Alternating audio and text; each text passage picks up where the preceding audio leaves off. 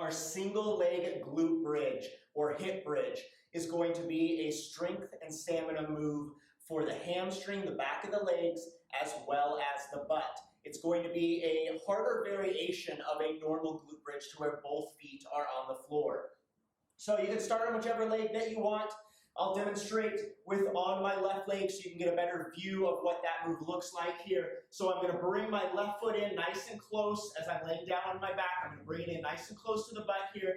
I'm going to have my head and shoulders relaxed on the floor. Hands can be on the chest, they can be at your side, pretty much wherever you want them here. Right foot is going to be straight and elevated off of the ground.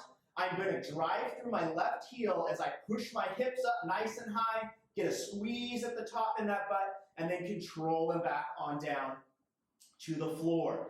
Easier variation for this exercise is going to be having that right leg extended, but that heel resting on the floor, so you can have a little bit of extra support. However, I do want you to progress to where that foot is staying elevated, and we are using just that left side to press on up. A little harder variation, contrary to the easier variation of having that right foot on the floor, is taking a dumbbell, placing it right on the hip bones here, and then holding it in place with those hands as we go through that movement.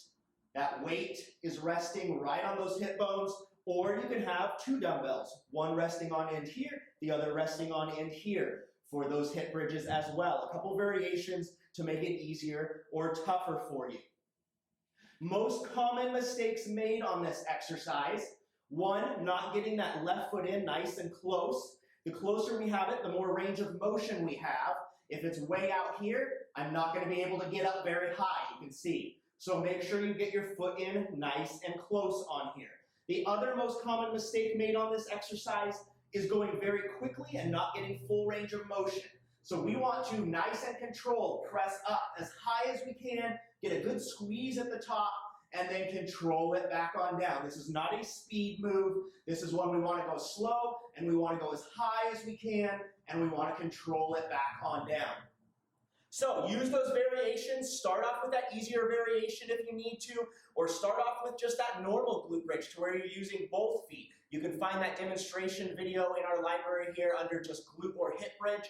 And then you can progress up to that single one with that other leg just barely supported on the floor. You can then progress with it off the ground, and then you can also progress into adding weights on the